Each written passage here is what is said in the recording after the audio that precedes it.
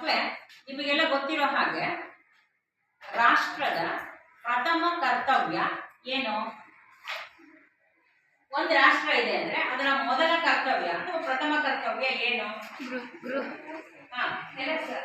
ಅಲ್ಲ, ಅದು ಮೂಲಭೂತ ಅವಶ್ಯಕತೆ ಅಷ್ಟೇ. ಆದ್ಯ ಕರ್ತವ್ಯ ಏನನ್ನೋದು? ಮೊದಲನೇ ಕರ್ತವ್ಯ ಕಾಪಾಡೋದು. ಕರೆಕ್ಟ್. ಶಾಂತಿ ಮತ್ತೆ ವ್ಯವಸ್ಥೆಯನ್ನು ಕಾಪಾಡುವುದು. ಹೆಂಗ್ ಕಾಪಾಡಬೇಕು? ಶಾಂತಿ ವ್ಯವಸ್ಥೆ ಇರಬೇಕು ಅಂದ್ರೆ ಹೆಂಗ್ ಕಾಪಾಡ್ತೀವಿ? ಯಾವ್ದ್ರ ಮೂಲಕ ಕಾಪಾಡ್ತೀರಾ? ನಮ್ ಸಿಟ್ಟಿನಿಂದ ಏನು ಮಾಡಬಾರ್ದು, ಸಮಾಧಾನದಾಗೆ ಮಾಡ್ತೀವಿ. ಅದ್ರ ಮೂಲಕ ಆಗ್ಬಿಡುತ್ತೆ. ಈಗ ಅಲ್ಲಿ ಜೋಳದಾಗ ಗಲಾಟೆ ಆಗ್ತಿರುತ್ತೆ, ಇನ್ನು ಸಮಾಧಾನವಾಗಿರಿ ಅಂದ್ರೆ ಇರ್ತಾರ? ಅಲ್ಲಿ ನೀನು ಸಮಾಧಾನ ಅದಕ್ಕೆ ಬರೋದೇ ಇಲ್ಲ, ಉಪಯೋಗನೇ ಆಗುದಿಲ್ಲ. ಅಲ್ಲಿ ಯಾರು ಬರ್ಬೇಕಾಗುತ್ತೆ? ಬರ್ಬೇಕಾಗುತ್ತೆ. ಅಂದ್ರೆ ಒಂದು ರಾಷ್ಟ್ರದ ಆದ್ಯ ಕರ್ತವ್ಯ ಏನು ಅಂದ್ರೆ ಆ ರಾಷ್ಟ್ರದ ಒಳಗೆ ಬದುಕುವ ಜನರ ರಕ್ಷಣೆ ಮಾಡೋದು. ಫಸ್ಟ್ ಒಂದು ರಾಷ್ಟ್ರ ಅಂದ್ರೆ ಅದರ ಆದ್ಯ ಕರ್ತವ್ಯ ಅಥವಾ ಮೊದಲ ಕರ್ತವ್ಯ ಏನಾಗಿರುತ್ತೆ? ಆ ರಾಷ್ಟ್ರದ ಒಳಗೆ ಬದುಕುವಂತಹ ಜನರ ರಕ್ಷಣೆ ಮಾಡೋದು ಅಂತ. ಆ ರಕ್ಷಣೆ ಮಾಡೋದನ್ನೇ ಆದ್ಯ ಕರ್ತವ್ಯ ಮಾಡಿಕೊಂಡು ಇಲ್ಲಿ ಕೇಂದ್ರ ಸರ್ಕಾರ ಹಂಗೇನೆ ಕೇಂದ್ರ ಸರ್ಕಾರ ಸಂವಿಧಾನದ 7ನೇ ಅನುಸೂಚಿಯಲ್ಲಿ, ಎಷ್ಟನೇದು? 7ನೇ ಅನುಸೂಚಿಯಲ್ಲಿ ಸಂವಿಧಾನ ಹೇಳುತ್ತೆ ಅಲ್ಲಿರುವಂತಹ ಜನರಿಗೆ ಕಾನೂನಿನ ಅಡಿಯಲ್ಲಿ ಸುವ್ಯವಸ್ಥಿತವಾದ ಆಡಳಿತವನ್ನ ನೀಡುವುದು.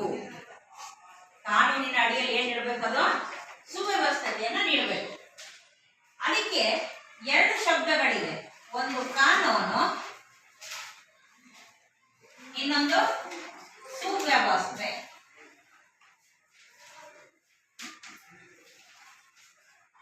ಒಂದು ಕಾನೂನಿದೆ, ಇನ್ನೊಂದು ಸುವ್ಯವಸ್ಥೆ.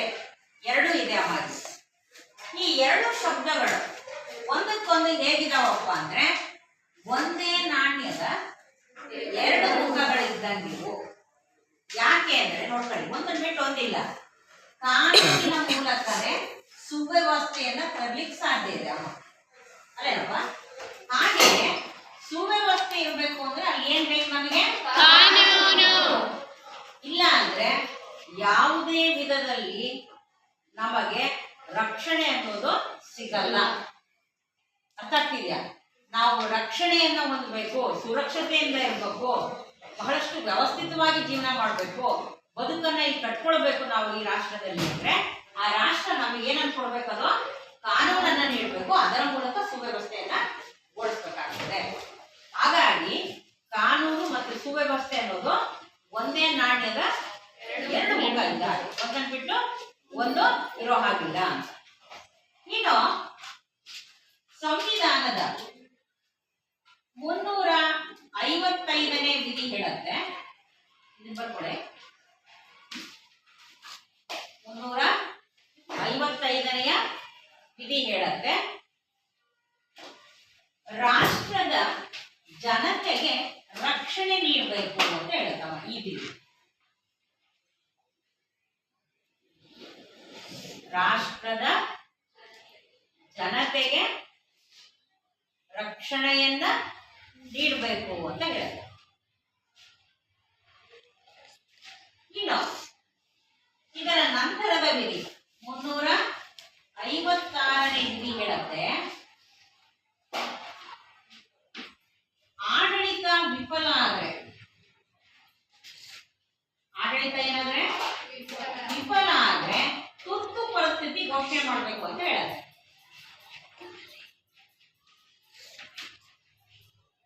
ರಾಜ್ಯದಲ್ಲಿ ಆಡಳಿತ ಯಂತ್ರ ಏನಾದರೂ ವಿಫಲ ಆದ್ರೆ ಆಗ ಅದಕ್ಕೆ ರಾಜೀನಾಮೆಯನ್ನ ಕೊಡಿಸಿ ರಾಷ್ಟ್ರಾಧ್ಯಕ್ಷರ ಆಳ್ವಿಕೆಯನ್ನ ಜಾರಿಗೆ ತರಬೇಕು ಅಂತ ಹೇಳ್ತಾರೆ. ಅವಾಗ ಅದನ್ನ ತುರ್ತು ಪರಿಸ್ಥಿತಿ ಅಂತ ಕರೀತಾರೆ. ಕೆಲವು ಸಂದರ್ಭಗಳಲ್ಲಿ ಆರ್ಥಿಕ ತುರ್ತು ಪರಿಸ್ಥಿತಿ ಉಂಟಾದರೂ ಕೂಡ ರಾಷ್ಟ್ರಪತಿಯವರ ಆಳ್ವಿಕೆಗೆ ಆ ರಾಜ್ಯವನ್ನ ಏನ್ ಮಾಡ್ತಾರೆ, ಒಳಪಡಿಸಲಾಗುತ್ತೆ. ಅದನ್ನ ಸಂವಿಧಾನದ ಅಡಿಯಲ್ಲಿ ನಾವು ನೋಡಬಹುದು ಅಂತ ಹೇಳ್ತಾರೆ. ಇನ್ನು ಕೇಂದ್ರ ಸರ್ಕಾರ ಈ ಒಕ್ಕೂಟ ಮಾದರಿಯ ಸರ್ಕಾರ ಇದೆ ನಮ್ಮ ಭಾರತದಲ್ಲಿ, ಅದೇನಪ್ಪ? Yes ma'am. ಅಲ್ಲಿ ಎರಡು ರೀತಿಯ ಸರ್ಕಾರ ಇದೆ. ಒಂದು ಕೇಂದ್ರ ಸರ್ಕಾರ, ಮತ್ತೊಂದು ರಾಜ್ಯ. ಇನ್ನೊಂದು ರಾಜ್ಯ ಸರ್ಕಾರ. ಇಲ್ಲಿ ಕಾನೂನು ಸುವ್ಯವಸ್ಥೆಯನ್ನು ಗೊಳಿಸುವಲ್ಲಿ ಇವೆರಡರ ಪಾತ್ರವೂ ಕೂಡ ಪ್ರಮುಖವಾಗಿದೆ. ಆದ್ರೆ ಹೆಚ್ಚಿನ ಜವಾಬ್ದಾರಿ ಇರೋದು, ಹೊಣೆಗಾರಿಕೆ ಇರೋದು ಯಾವ ಸರ್ಕಾರದ ಮೇಲೆ? ಕೇಂದ್ರ ಸರ್ಕಾರದ ಮೇಲೆ.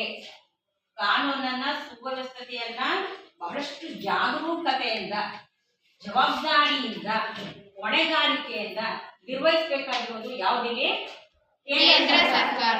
ಕೇಂದ್ರ ಸರ್ಕಾರ ರಾಜ್ಯ ಸರ್ಕಾರಕ್ಕೆ ಸಲಹೆಯನ್ನ ಕೊಡುತ್ತೆ. ಅಮ್ಮ ಹೀಗ್ ಮಾಡಿ ಮಾರ್ಗದರ್ಶನವನ್ನ ನೀಡುತ್ತೆ. ನೋಡಪ್ಪ, ಕಾನೂನು ವ್ಯವಸ್ಥೆಯನ್ನ ಇನ್ನೂ ನೀವು ಬಿಗಿ ಮಾಡ್ಕೊಳ್ಳಿ, ಜನತೆಗೆ ರಕ್ಷಣೆಯನ್ನ ಕೊಡಿ ಅಂತ ಹೇಳಿ ಪ್ರತಿಯೊಂದು ಕೂಡ ರಾಜ್ಯ ಸರ್ಕಾರದ ಜವಾಬ್ದಾರಿ ಹೆಂಗಿರ್ಬೇಕು, ಅದ್ರ ಹೊಣೆಗಾರಿಕೆ ಹೆಂಗಿರ್ಬೇಕು, ಅದ್ರ ಸ್ಥಾನಮಾನ ಹೆಂಗಿರ್ಬೇಕು, ಅದೇನ್ ಕೆಲಸವನ್ನ ನಿರ್ವಹಿಸಬೇಕು, ಜನರಿಗೆ ಹೆಂಗೆ ನ್ಯಾಯವನ್ನು ಒದಗಿಸ್ಬೇಕು, ಇದ್ರ ಬಗ್ಗೆ ಎಲ್ಲ ಕೇಂದ್ರ ಸರ್ಕಾರ ರಾಜ್ಯ ಸರ್ಕಾರಕ್ಕೆ ಏನ್ ಮಾಡುತ್ತೆ?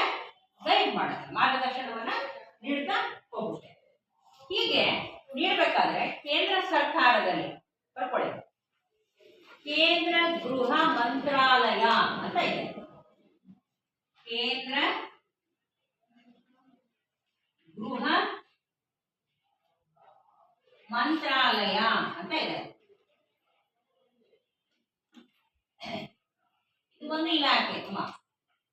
ಇದರ ಅಡಿಯಲ್ಲಿ ಕಾನೂನು ವ್ಯವಸ್ಥೆಯನ್ನ ಸುವ್ಯವಸ್ಥೆಗೊಳಿಸಲಾಗ್ತದೆ. ಕಾನೂನು ವ್ಯವಸ್ಥೆಯನ್ನ ವ್ಯವಸ್ಥೆಗೊಳಿಸಲಾಗ್ತದೆ. ಇದರ ಅಡಿಯಲ್ಲೇ ಹಲವಾರು ಪಡೆಗಳು ರಾಷ್ಟ್ರದ ಜನರಿಗೆ ರಕ್ಷಣೆಯನ್ನ ಒದಗಿಸ್ತವೆ. ಯಾವ್ಯಾವು? ಒಂದೇನು ಅಪ್ಪಣೆ CRPF.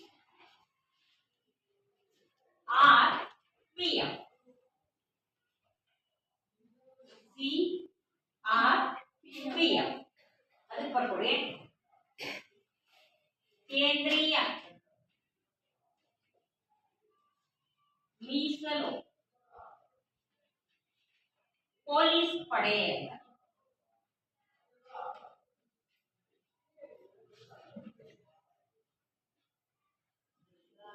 ಅದನ್ನ ರಕ್ಷಣಾ ಪಡೆ ಅಂತ ಕೂಡ ಕರೀತಾರೆ. ಕೇಂದ್ರೀಯ ಮೀಸಲು ರಕ್ಷಣಾ ಪೊಲೀಸ್ ಪಡೆ. ಹೇಳ ಇಂಗ್ಲಿಷ್ ನಲ್ಲಿ ಬರ್ಕಂತೀರಾ? ಸೆಂಟ್ರಲ್ ರಿಸರ್ವ್, ಆರ್ ಅಂದ್ರೆ ಸೆಂಟ್ರಲ್ ರಿಸರ್ವ್ ಪ್ರೊಟೆಕ್ಷನ್, ರಕ್ಷಣೆ ಕೊಡೋದು, protection force. F indicate force, ಪಡೆ ಅಂತ. ಇಂಗ್ಲಿಷ್ ನಲ್ಲೂ ಬರ್ಕೊಳಕ್ ಹೋಗಿ ಕಲೀರಿ, ಪರವಾಗಿಲ್ಲ. ಸೆಂಟ್ರಲ್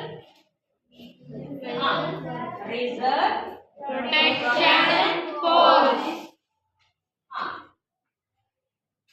ಇದು border security force. Border security force. ಗಡಿ ಭದ್ರತಾ ಪಡೆ. ಇದ್ಯಾವುದು? ಗಡಿ ಭದ್ರತಾ ಪಡೆ. ಇಂಗ್ಲಿಷ್ ನಲ್ಲಿ ಬರ್ಕೊಡ್ರ? Border security force. ಮೂರನೇದು railway protection force. Railway protection force.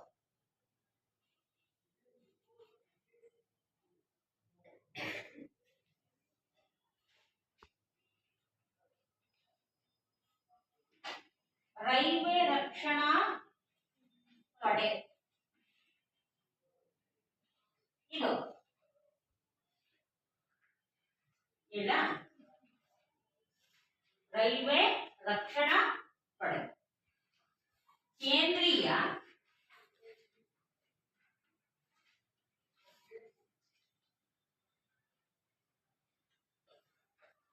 ಕೈಗಾರಿಕಾ ರಕ್ಷಣಾ ಪಡೆ ಅಂತ.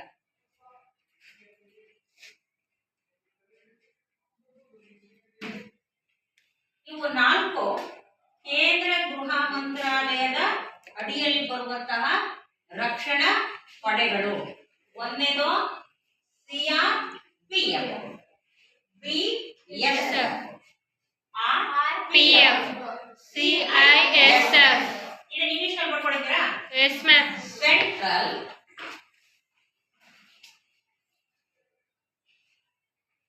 ಇಂಡಸ್ಟ್ರಿಯಲ್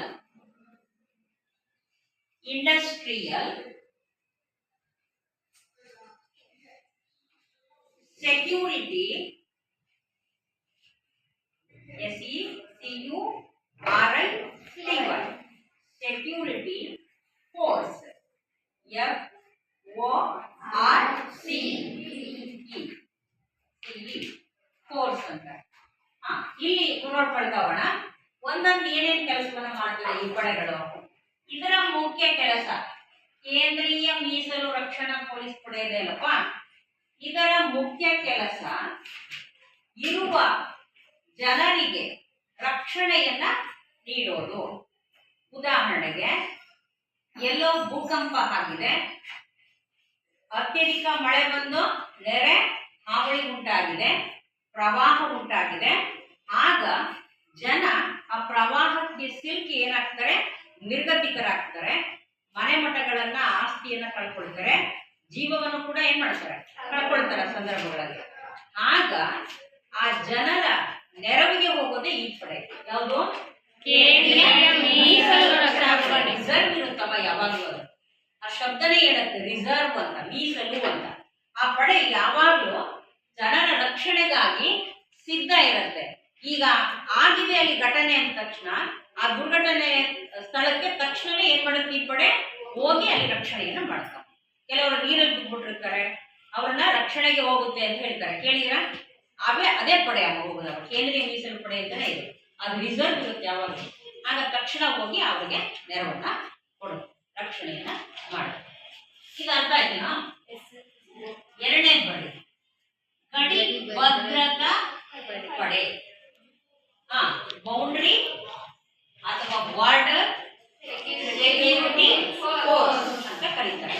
ಅಂದ್ರೆ ಭಾರತದ ಗಡಿಯನ್ನ ಕಾಯುವಂತಹ ಪಡೆ. ಇದು ಒಂದು ಪಡೆನೇ ಇದೆ ಅಮ್ಮ, ಒಂದು ಗುಂಪೇ ಇದೆ ಸೈನಿಕರು. ಅವ್ರ ಕೆಲಸ ಏನು, ಎಲ್ಲಿ ಕೆಲಸ ಮಾಡೋದವರು?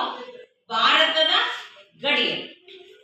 ಉದಾಹರಣೆಗೆ ನಮ್ಮ ಭಾರತದ ಜೊತೆಗೆ ಇದ್ದಂತಹ ರಾಷ್ಟ್ರ ಇದೆ, ಯಾವುದು ನಮ್ಮ ಜೊತೆಗೆ ಇತ್ತ? ಅದು ಪಾಕಿಸ್ತಾನ. ಪಾಕಿಸ್ತಾನ. ಅಖಂಡ ಭಾರತ ಇದ್ದಾಗ ಪಾಕಿಸ್ತಾನವೂ ಕೂಡ ಆ ಭಾಗವು ರಾಷ್ಟ್ರವೂ ಕೂಡ ನಮ್ಮ ಭಾರತದಲ್ಲೇ ಇತ್ತು. ಸ್ವತಂತ್ರ ನಾವು ಪಡ್ಕೊಂಡ್ವಲ್ಲ, ರಾಷ್ಟ್ರ ಅವಾಗ ಏನಾಗುತ್ತೆ, ಬೇರೆ ಆಗುತ್ತಮ್ಮ. ಒಂದು ಭಾರತ ಅಂತ ಆಗುತ್ತೆ, ಇನ್ನೊಂದು ಪಾಕಿಸ್ತಾನ. ವಾಯುವ್ಯ ಭಾಗನ ಬಿಟ್ಕೊಟ್ಬಿಟ್ಟಿದ್ದೇವೆ ಅವರಿಗೆ. ಅವರೇ ಒಂದು ರಾಷ್ಟ್ರವನ್ನ ಮಾಡ್ಕೊಂಡಿದ್ದಾರೆ ಮುಸ್ಲಿಮರು. ಇಸ್ಲಾಂ ಧರ್ಮೀಯರು ಹೆಚ್ಚಾಗಲಿರೋದ್ರಿಂದ ಅವ್ರು ಒಂದು ರಾಷ್ಟ್ರನೇ ಮಾಡ್ಕೊಂಡ್ಬಿಡ್ತಾರೆ ಅಮ್ಮ ಅವರು.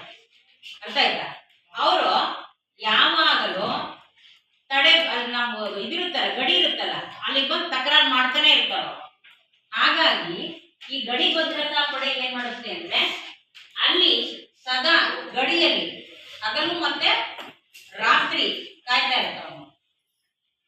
ಅವ್ರ ಕೆಲಸನೇ ಗಡಿಯನ್ನ ರಕ್ಷಣೆ ಮಾಡೋದು. ಯಾವ ಶತ್ರುವು ಕೂಡ ಭಾರತದ ಗಡಿಯನ್ನ ದಾಟಿ ಏನ್ ಮಾಡೋ ಹಾಗಿಲ್ಲ, ಬರೋ ಹಾಗಿಲ್ಲ.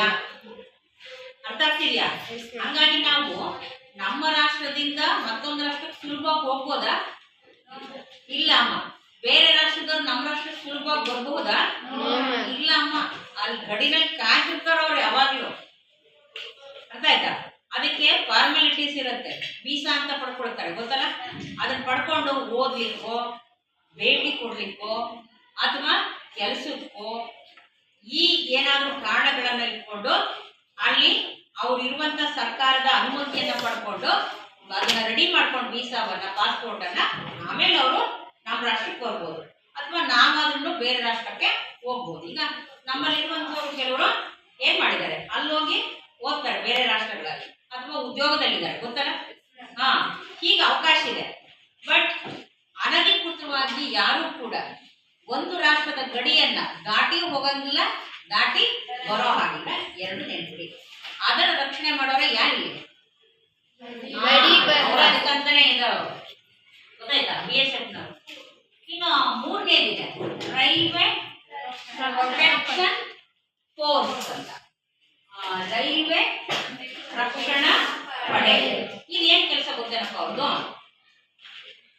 ಹೇಗೆ ರೈಲುಗಳು ವ್ಯವಸ್ಥಿತವಾಗಿ ಓಡಾಡ್ತಿದ್ದಾವೆ, ಜನ ಅದರಲ್ಲಿ ಎಷ್ಟು ಸುರಕ್ಷಿತವಾಗಿದ್ದಾರೆ, ಹಾಗೇನೆ ರೈಲ್ವೆ ಹಳಿಗಳಲ್ಲಿ ಏನಾದರೂ ಸಮಸ್ಯೆಗಳಿದೆಯಾ, ಏನಾದರೂ ತೊಂದರೆ ಆಗ್ತಿದೆಯಾ, ಅಥವಾ ರೈಲ್ವೆಗೆ ಸಂಬಂಧಿಸಿರುವ ಹಾಗೆ ಏನಾದರೂ ವಸ್ತುಗಳು ಕಳ್ತನ ಆಗಿದೆಯಾ, ಬೇರೆಯವರು ತಗೊಂಡು ಹೋಗ್ತಾ ಇದ್ದಾರಾ, ಪ್ರತಿ ಒಂದರಲ್ಲಿಯೂ ಕೂಡ ಜನರ ರಕ್ಷಣೆಯಿಂದ ಹಿಡಿದು ರೈಲ್ವೆಗೆ ಸಂಬಂಧಿಸಿರುವ ವಸ್ತುಗಳ ರಕ್ಷಣೆಯವರೆಗೂ ಕೂಡ ಎಲ್ಲವನ್ನು ಕೂಡ ನಿಭಾಯಿಸುತ್ತೆ. ಯಾವುದು? ರೈಲ್ವೆ ರಕ್ಷಣಾ ಪಡೆ. ಇರೋದೇ ಪ್ರೊಟೆಕ್ಟ್ ಮಾಡಲಿಕ್ಕೆ, ರಕ್ಷಣೆಯನ್ನ ಕೊಡ್ಲಿಕ್ಕೆ ರೈಲ್ವೆ ವಿಭಾಗದಲ್ಲಿ, ಅರ್ಥಾಯ್ತಾ. ಆಮೇಲೆ ಅದರಲ್ಲಿ ರೈಲ್ವೆ ವಿಭಾಗದಲ್ಲಿ ಮಹಿಳಾ ವಿಭಾಗ ಅಂತ ಇದೆ, ರೈಲ್ವೆ ಲೇಡೀಸ್ ಕಂಪಾರ್ಟ್ಮೆಂಟ್ ಅಂತ ಹೇಳಿ ಒಂದು ಸ್ಪೆಷಲ್ ಬೋಗಿನೇ ಇರುತ್ತೆ. ಅದು ಹಿಂದೆ ಹಾಕಿರ್ತಾರೆ ಲಾಸ್ಟಿಗೆ, ಅಥವಾ ಕೆಲವು ಸಂದರ್ಭ ಮಧ್ಯದಲ್ಲಿ ಇರುತ್ತೆ. ಅಲ್ಲಿ ಕೂಡ ಒಬ್ಬ ಪೊಲೀಸ್ ಅಧಿಕಾರಿ ಅವರ ರಕ್ಷಣೆಗಾಗಿ ಅದ್ರೊಳಗೆ ಇರ್ತಾನ. ಯಾವುದೇ ರೀತಿ ಗಂಡು ಮಕ್ಕಳು ಅದ್ರೊಳಗೆ ಹತ್ತೋ ಆಗಿಲ್ಲ ಆ ಬೋಗಿ ಒಳಗೆ. ಅದು ಯಾರಿಗೆ ರಿಸರ್ವ್ ಆಗಿರುತ್ತೆ? ಹೆಣ್ಮಕ್ಳಿಗೆ ರಿಸರ್ವ್ ಅದು ನಮಗೆ. ಆದ್ರೆ ನಾವೇ ಇರೋದ್ರಿಂದ ಅಪಾಯ ಜಾಸ್ತಿ ಇರುತ್ತೆ ಹೆಣ್ಮಕ್ಳು ಇರೋದ್ರಿಂದ. ಈಗ ರಾತ್ರಿ ಓಡಾಡ್ತಿರ್ತೀವಿ, ರಾತ್ರಿ ಸಂದರ್ಭಗಳಲ್ಲಿ ತುಂಬಾ ಕಷ್ಟ ಆಗುತ್ತೆ. ರಾತ್ರಿ ಏನು ಹಗಲೊತ್ತಲ್ಲೇ ತುಂಬಾ ಕಷ್ಟ ಇದೆ. ಮೊನ್ನೆ ಆ ಥರ ರೈಲ್ವೆನಲ್ಲಿ ಒಬ್ಬ ಎಂಪ್ಲಾಯಿ ಲೇಡಿ ಅವಳು ಹೋಗಿ ರಿಸರ್ವ್ ಅಲ್ಲ ಅವಳಿಗೆ ಹೋಗಿ ಅದರಲ್ಲಿ ಆ ಬೋಗಿನಲ್ಲಿ ಕೂತಿದ್ದಾಳೆ ಲೇಡೀಸ್ ಕಂಪಾರ್ಟ್ಮೆಂಟ್ ಅಲ್ಲಿ. ಅವಳ ಅಣ್ಣ ಇನ್ನೊಂದು ಮುಂದಿನ ಬೋಗಿಯಲ್ಲಿ ಅವನು ಕೂತಿದ್ದಾನೆ. ಅವಳು ಕೊಲೆ ಆಗಿದೆ, ಅವಳು ಎಂಪ್ಲಾಯ್ ಪಾಪ ಕೊಲೆ ಆಗಿದೆ ಅಮ್ಮ ಅವಳು. ನೋಡ್ರಿ, ಅದಕ್ಕೇನೆ ಈ ಒಂದು ಇಲಾಖೆನೇ ಇದೆ ಅಮ್ಮ, ಆ ಪಡೆನೇ ಇದೆ, ರೈಲ್ವೆ ರಕ್ಷಣಾ ಪಡೆ ಅಂತ. ಅವರು ಯಾವಾಗಲೂ ಅಬ್ಸರ್ವ್ ಮಾಡ್ತಿರ್ತಾರೆ ಏನೋ ಹೇಗೆ ಅಂತ ಹೇಳಿ. ಅದಕ್ಕಂತಾನೆ ಆ ಒಂದು ಬೋಗಿಗೆ ರಕ್ಷಣೆಗಾಗಿ ಒಬ್ಬರನ್ನ ವ್ಯಕ್ತಿಯನ್ನ ಅಲ್ಲಿ ಇಟ್ಟಿರ್ತಾರೆ ಆ ಪಡೆಯವರು, ರೈಲ್ವೆ ರಕ್ಷಣಾ ಪಡೆ ಅಂತ. ಅಲ್ಲಿ ನಾವು ಸೇಫ್ ಆಗಿರ್ಬೇಕು ಅಂತ. ಆದ್ರೂ ಕೂಡ ಕೆಲವು ಸಂದರ್ಭಗಳಲ್ಲಿ ಏನಾಗುತ್ತೆ, ಇದರ ಸಮಸ್ಯೆಗಳು ಉಂಟಾಗುತ್ತೆ. ಅದಕ್ಕೆ ನೀವು ಆದಷ್ಟು ಓಡಾಡಬೇಕಾದ್ರೆ ಹಗಲೊತ್ತಲ್ಲ, ರಾತ್ರಿನೇ ಆಗಲಿ ಹಗಲೊತ್ತೇ ಆಗಲಿ ಸೇಫ್ ಆಗಿ ಓಡಾಡಿ. ನಿಮ್ಮ ಪೇರೆಂಟ್ಸ್ಗಳ ಜೊತೆಗೆ ಓಡಾಡಿದ್ರೆ ಏನಂತ ನಿಮಗೆ ಸಮಸ್ಯೆಗಳು ಬರಲ್ಲ. ಒಬ್ಬೊಬ್ಬರೇ ಓಡಾಡೋದಿದೆಯಲ್ಲ, ತುಂಬಾನೇ ಅದು ಡೇಂಜರಸ್ ಅಂತ ನೀವು ಅರ್ಥ ಮಾಡ್ಕೋಬೇಕು. ಎಲ್ಲರೂ ಕಷ್ಟ ಇದೆ ಕಾಲದಲ್ಲಿ ಅಲ್ವಾ. ನಾವು ಹೇಗೆ ಸೇಫ್ ಆಗಿರ್ಬೇಕು ಹಂಗೆ ಹುಷಾರಾಗಿರ್ಬೇಕು. ನಮ್ಮ ಏನು ಇದಿರುತ್ತೋ ಇದರಲ್ಲೇ ನಾವು ನಮ್ಮ ರಕ್ಷಣೆಯನ್ನು ನಾವು ಫಸ್ಟ್ ಮಾಡ್ಕೊಳ್ಳೋದನ್ನ ಕಲಿಬೇಕು. ನಮಗೆ ಹೆಂಗೆ ತಿಳಿತದೋ ಹಂಗೆ ನಾವು ಮಾಡಿದ್ರೆ ಅಪಾಯಗಳನ್ನ ಎದುರಿಸಬೇಕಾಗುತ್ತೆ. ಇನ್ನು 4ನೇ ಪಡೆ ಇದೆ ನೋಡ್ರ, ಕೇಂದ್ರೀಯ ಕೈಗಾರಿಕಾ ರಕ್ಷಣಾ ಪಡೆ, ಸೆಂಟ್ರಲ್ ಇಂಡಸ್ಟ್ರಿಯಲ್ ಸೆಕ್ಯೂರಿಟಿ ಫೋರ್ಸ್ ಅಂತ ಇದೆ. ಇದು ಏನನ್ನ ಹೇಳುತ್ತೆ ಅಂದ್ರೆ ಕೈಗಾರಿಕೆಗಳ ಬಗ್ಗೆ, ಅವುಗಳ ಉತ್ಪನ್ನದ ಬಗ್ಗೆ ರಕ್ಷಣೆಯನ್ನ ಕೊಡುವುದರ ಜೊತೆಗೆ ವಿಮಾನ ನಿಲ್ದಾಣ ಇರುತ್ತೆ, ಬಂದರುಗಳಿರ್ತವೆ, ಅವುಗಳಲ್ಲಿಯೂ ಕೂಡ ಜನರ ರಕ್ಷಣೆಯನ್ನ ಮಾಡುವಂತಹ ಹೊಣೆ ಯಾರಿಗಿದೆ?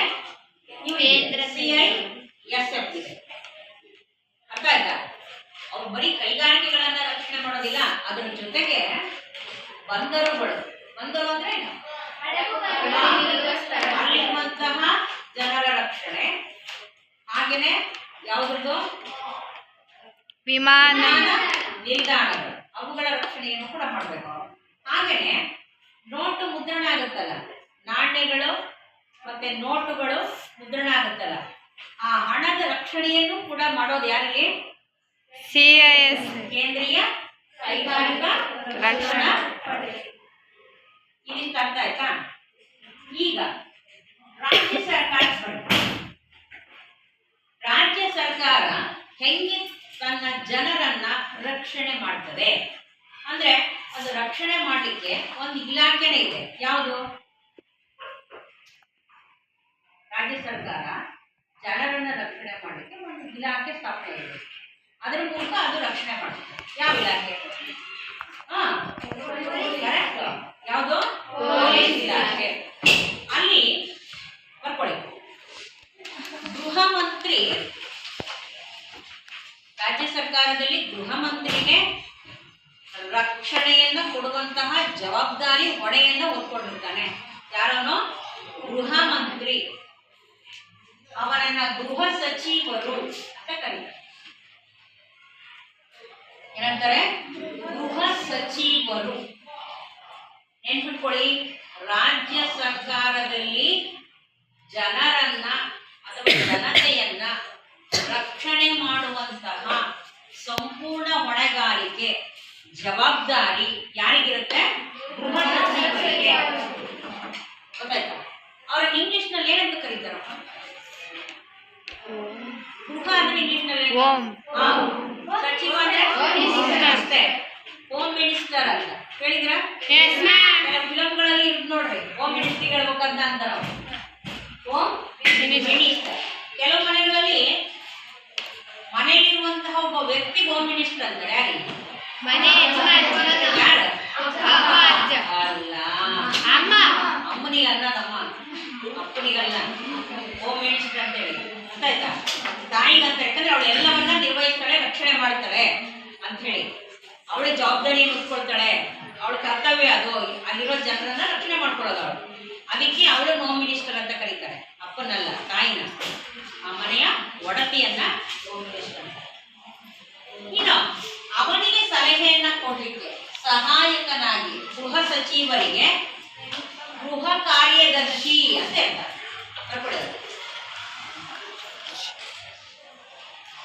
ಗೃಹ ಕಾರ್ಯದರ್ಶಿ.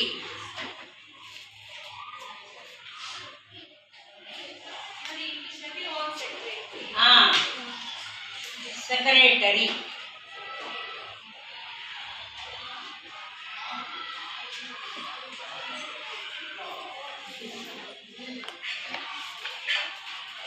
ಆಯ್ತಾ? ಸೆಕ್ರೆಟರಿ ಅಂತ ಇರ್ತಾರೆ.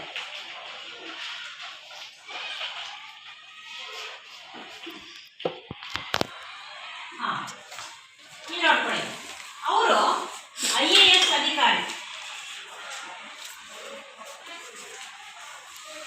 ಗೃಹ ಕಾರ್ಯದರ್ಶಿ ಯಾರಾಗಿರ್ತಾರೆ ಗೊತ್ತಾ? ಅಧಿಕಾರಿ ಆಗಿರ್ತಾರೆ. Indian administration service.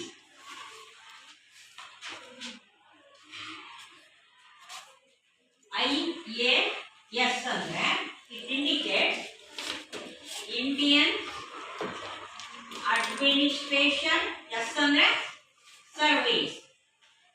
ಕನ್ನಡದಲ್ಲಿ ಏನಂತೀವಿ? ಭಾರತೀಯ ಅಡ್ಮಿನಿಸ್ಟ್ರೇಷನ್ ಅಂದ್ರೆ ಆಡಳಿತ, ಕರೆಕ್ಟ್. ಸರ್ವೀಸ್ ಅಂದ್ರೆ ಸೇವೆ, ಕರೆಕ್ಟ್. ಭಾರತೀಯ ಆಡಳಿತ ಸೇವೆ ಅಂತ ಕರೀತೀವಿ. IAS ಇವೆಲ್ಲ ಬಹಳ ಉನ್ನತ ಹುದ್ದೆಗಳು. ಇದನ್ನ ಮಾಡ್ಕೊಂಡಿದ್ದಾರೆ DC ಅಂತ ಸೆಲೆಕ್ಟ್ ಆಗಿರ್ತಾರೆ. ಗೊತ್ತಲ್ಲ? ಡೆಪ್ಯೂಟಿ ಕಮಿಷನರ್ ಅಂತ ಕರೀತಾರೆ. ಈ ಒಂದು ಜಿಲ್ಲೆಗೆ ಅವನೇ ಮುಖ್ಯಸ್ಥ, ಅವನೇ ಹೊಣೆ ರಕ್ಷಣೆ ಮಾಡೋದಲ್ಲ. ಗೊತ್ತಾಗ್ತಿದ್ಯಾ? ನಿಮ್ಮ ಎಕ್ಸಾಮ್ ಇಂದ ಹಿಡಿದು ಎಲ್ಲ ಜವಾಬ್ದಾರಿ DCಗೆ. ಡೆಪ್ಟಿ ಕಮಿಷನರ್ ಅಂತ ಇರ್ತಾರೆ, DC. ಅದಕ್ಕೆ ಅವ್ರ ಕೈ ಕೆಳಗೆ AC ಅಂತ ಇರ್ತಾರೆ, ಅಸಿಸ್ಟೆಂಟ್ ಕಮಿಷನರ್ ಅಂತ. ಅಸಿಸ್ಟೆಂಟ್ ಕಮಿಷನರ್ ಅವರು ಕೂಡ DCಗೆ ಸಹಾಯಕರಾಗಿ ಕೆಲಸವನ್ನ ನಿರ್ವಹಿಸ್ತಾರೆ. DC ಆಫೀಸ್ ಅಂತ ನಮ್ಮ ಚಿತ್ರದುರ್ಗ ಜಿಲ್ಲೆಯಲ್ಲೇ ಇದೆ, ಅಲ್ಲಿ ಇರ್ತಾರಮ್ಮ ಅವರೆಲ್ಲ. DC ಮತ್ತೆ AC, ಉಳಿದ ಎಲ್ಲ ಸಿಬ್ಬಂದಿ ವರ್ಗದವರು ಕೂಡ ಅಲ್ಲಿರ್ತಾರೆ.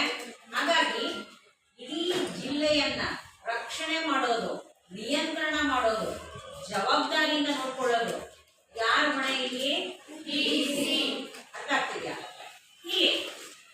ಈ ಗೃಹ ಕಾರ್ಯದರ್ಶಿ IAS ಅಧಿಕಾರಿಯಾಗಿದ್ದು ಅವನು ಗೃಹ ಸಚಿವರಿಗೆ ಸಹಾಯನೂ ಮಾಡ್ತಾನೆ, ಹಾಗೆ ಸಲಹೆನೂ ಕೊಡ್ತಾನೆ. ಕೆಲವು ಸಂದರ್ಭ ಏನೋ ಬಂದ್ಬಿಡುತ್ತೆ, ಏನೋ ಸಮಸ್ಯೆ ಆಗ್ಬಿಟ್ಟಿದೆ, ಏನೋ ದುರ್ಘಟನೆ ಸಂಭವಿಸೋಗ್ಬಿಟ್ಟಿದೆ, ಆಗ ತಕ್ಷಣ ಚರ್ಚೆಯನ್ನ ಮಾಡ್ಕೊಳ್ತಾರೆ ಇದೆಲ್ಲ ಇಬ್ರು. ಅದರ ಮೂಲಕ ಕಾನೂನನ್ನ ಜಾರಿಗೆ ತರೋದು, ಸುವ್ಯವಸ್ಥೆಯನ್ನ ಮುಟ್ಟಿಸುವಂತ ಕೆಲಸವನ್ನ ಮಾಡ್ತಾರೆ. ಇಲ್ಲಿ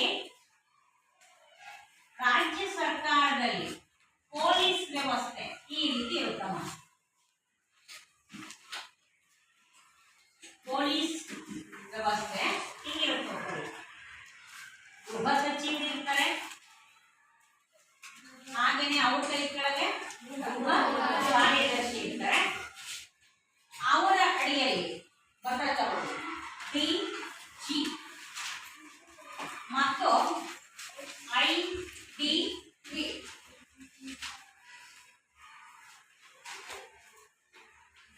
DG ಮತ್ತು IDP. DG ಅಂದ್ರೆ ಬರ್ಕೊಳ್ಳಿ, director general. Director general DIRECTOR.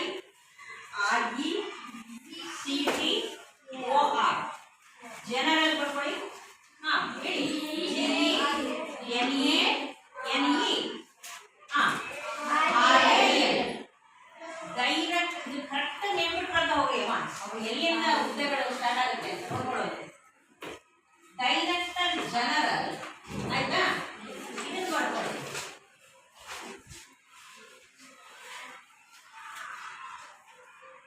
Inspector of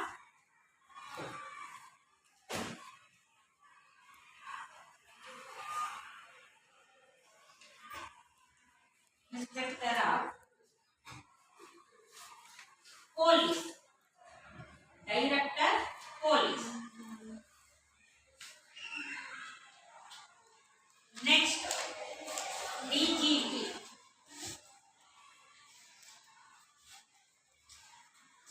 Director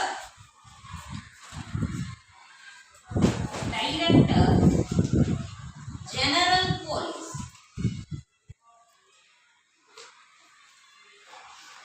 Director General of Police, DGP.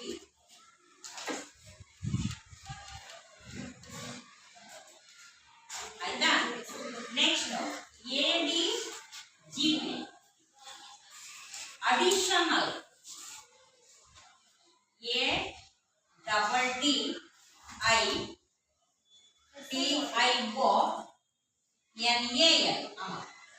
Additional director general of police. General of police.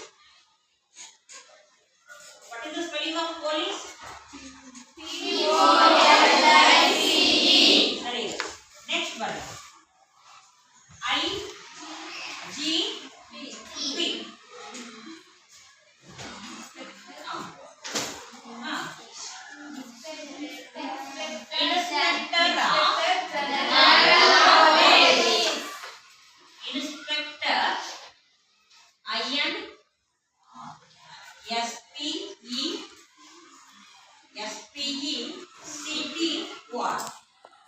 Inspector of General Police.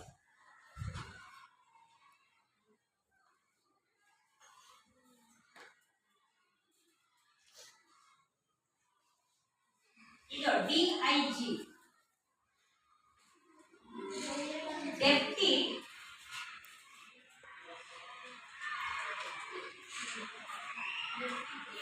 Inspector